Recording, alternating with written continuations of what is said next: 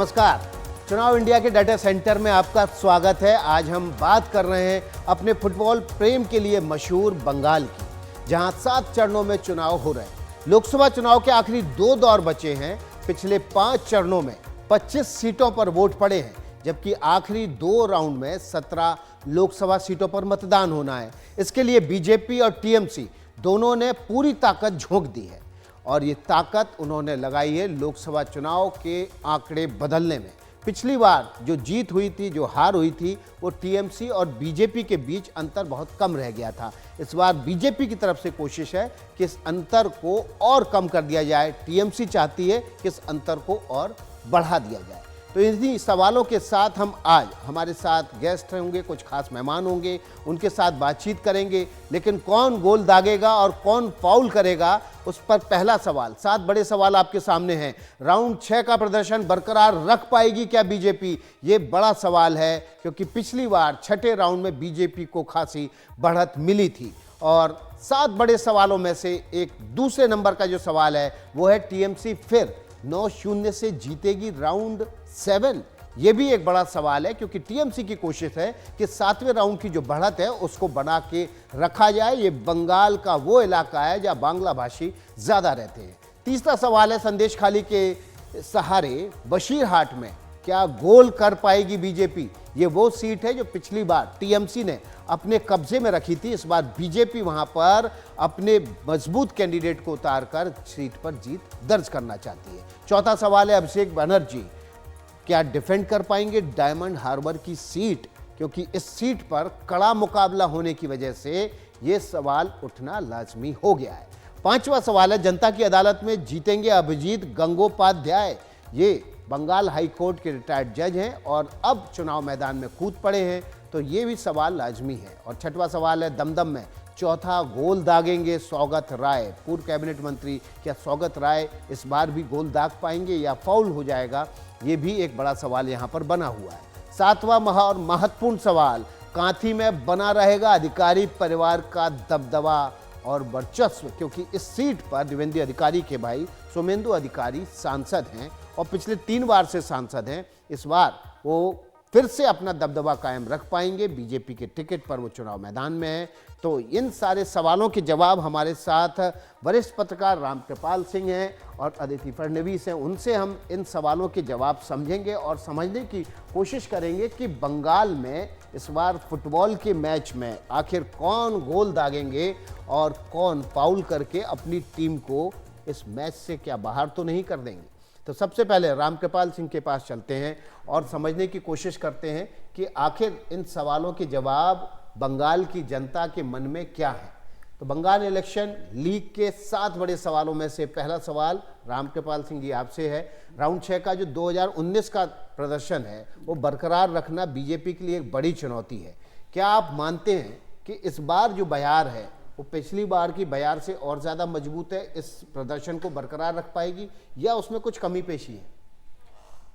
मुझे देखिए मुझे तो लगता है कि निश्चित तौर पर पिछली बार की तुलना में बीजेपी के लिए चांसेस ज़्यादा हैं। अब वो कितना हो पाता है, कितना नहीं हो पाता है, देखिए 2019 में 19 के बाद जो विधानसभाओं के इलेक्शन हुए उसमें आप देखिए कि बीजेपी 3 से 73 पर पहुंची। और सिग्निफिकेंट यह है कि वहाँ की 2 राष्ट्रीय पार्टियां जो बहुत लंबे समय तक 60 साल तक बंगाल में राज करती थी, सीपीएम और कांग्रेस, वो दोनों जीरो हो गई। तो एक बीजेपी की सबसे बड़ी सफलता थी 2019 के इलेक्शन के बाद विधानसभा चुनाव में कि बंगाल में पहली बार बीजेपी को एक राष्ट्रीय पार्टी के रूप में अपोजिशन पार्टी, एक राष्ट्रीय पार्टी को लोगों ने स्वीकार किया है। और तब से मुझे ऐसा नहीं कुछ लगता है कि कांग्रेस और बीजेपी के खाते में कोई महत्वपूर्ण बढ़त हो, ऐसा मुझे लगता नहीं। तो प्रतिद्वंदिता तो सीधे सीधे बीजेपी और टीएमसी के बीच में ही है। तो मैं ये कह रहा हूँ कि 2019 से अगर आप जमीनी स्तर पर देखें तो बीजेपी के लिए अवसर बेहतर हैं।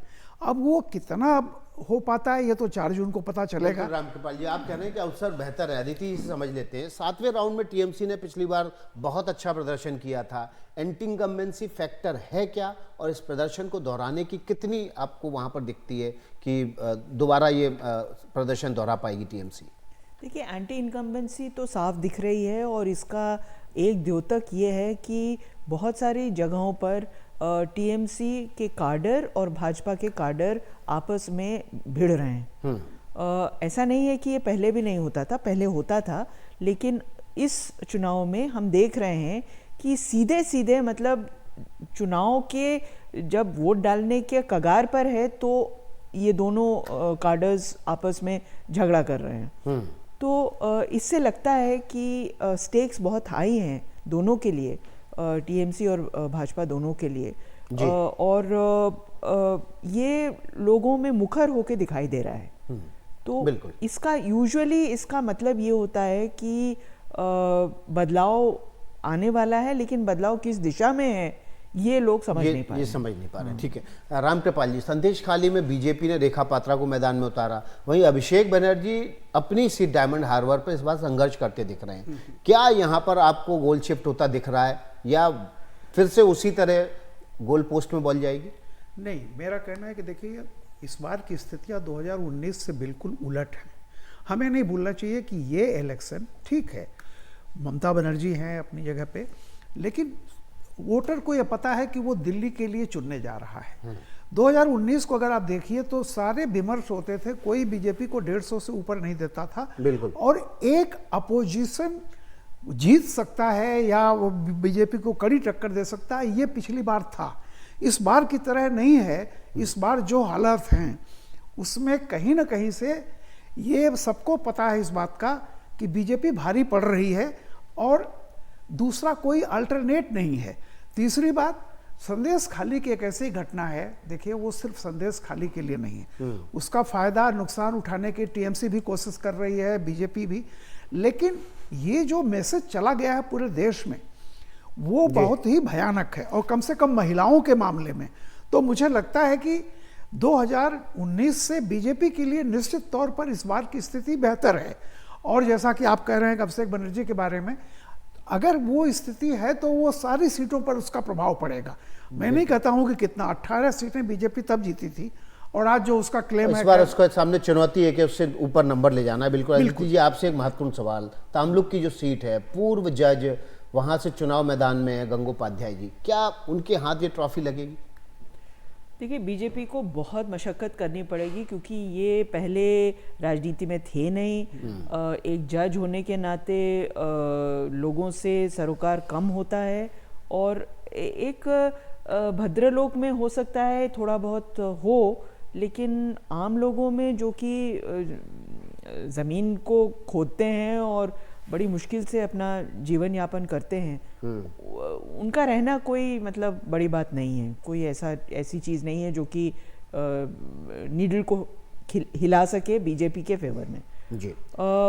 उसके अलावा ये भी उन्होंने कहा है कि वो शुरू से राष्ट्रीय स्वयंसेवक संघ के एक हिमायती रहे हैं। तो अब हिमायती रहने के बाद उन्होंने कौन सा जजमेंट किस परिस्थितियों में दिया और किसके फेवर में दिया, ये सब बातें हैं जिन पर सवालिया निशान उठता है।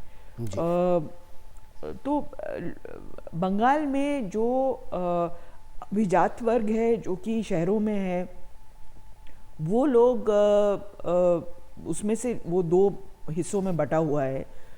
एक बीजेपी के बहुत फेवर में है और दूसरा इसी में अदिति ये बटा हुआ वर्ग है ना, जो अभिजात वर्ग है, वो दमदम लोकसभा सीट पर भी है। इस सीट की भी बात करेंगे आपसे और समझने की कोशिश करेंगे कि क्या यहाँ पर गोल जिसके पास है बॉल वही करेगा या कहीं फाउल प्ले तो नहीं हो जाएगा। अभी छोटा सा ब्रेक ले रहे हैं और दमदम सीट की बात करेंगे, फौरन लौट रहे हैं।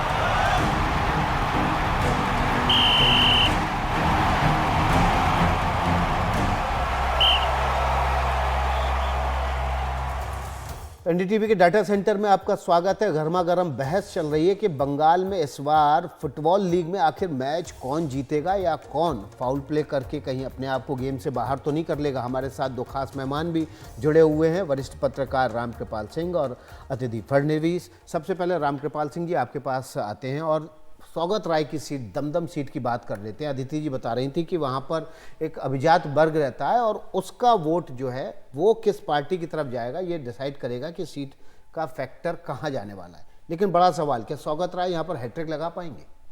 देखिए बाकी जैसा कि आप कह रहे थे कि ये सही है कि वहाँ का जो पढ़ा लिखा वो तबका होता है जिसको शहरी कहिए, शहरी अपर क्लास या मध्य वर्ग जो है वो निश्चित रूप से थोड़ा स्वागत राय की तरफ उसका झुकाव रहेगा। लेकिन जैसा मैंने आपसे कहा कि बहुत कुछ बदला है 2019 के बाद से। लोकसभा चुनाव में भी बीजेपी अच्छा की थी, विधानसभा चुनाव में आश्चर्यजनक ढंग से वो 73 पर गई। हालांकि लोग कह रहे थे सत्ता में आने की भी बात, लेकिन मैं नहीं मानता था। लेकिन 3 से 73 होना बहुत बड़ी बात थी। तो ये जो चीज़ें हैं शहरी इलाकों में टीएमसी बेहतर करती है, उस हिसाब से स्वागत जी जो है वो तीसरी बार हो सकते हैं। लेकिन फिर मैं कह रहा हूँ कि गारंटेड नहीं इसको मानना चाहिए, क्योंकि जो कुछ भी जैसे मैंने कहा कि एडवांटेज बीजेपी दिख रही है वहाँ पे, तो 4 जून को कुछ भी हो सकता है। लेकिन निश्चित रूप से सौगत राय जी के लिए यहाँ शहर में फेवरेबल एटमॉस्फेयर रहेगा। बिल्कुल। और 7वां और आखिरी सवाल एनडीटीवी डाटा सेंटर से, इस बार काथी सीट जो कि बीजेपी ने शुभेंदु अधिकारी को टिकट दिया है, शुभेंदु अधिकारी के भाई माफ कीजिएगा सोमेंदु अधिकारी को टिकट दिया है। पिछले 3 बार से यहाँ पर अदिति जी वो सांसद हैं, पहले टीएमसी से हुआ करते थे। इस बार क्या अधिकारी ब्रदर्स अपने इस गढ़ पर अधिकार जमा पाएंगे, एक बड़ा सवाल है। निश्चित तौर पर, और अधिकारी ब्रदर्स वहाँ पर उनकी काफ़ी पैठ है। मतलब वो घराना एक माना जाता है और कई सालों से वो वहाँ पर राजनीति में हैं। मेरे ख्याल से एक बड़ा सवाल है कि जो भी भ्रष्टाचार लाभार्थियों को अपनी चीज़ों को अपने अधिकार को मिलने में हो रहा है, क्या उसका खमियाजा टीएमसी को भुगतना पड़ेगा? ये मेरे ख्याल से एक बहुत बड़ा सवाल है जो वोटरों के सामने है और जिसको सोच के वो वोट डालेंगे। जी बहुत बहुत शुक्रिया अदिति जी आपका और रामकृपाल जी आपका। तो एनडीटीवी के डाटा सेंटर में आज हमने बंगाल इलेक्शन लीग पर चर्चा की। एनडीटीवी पर खबरों का सिलसिला लगातार जारी।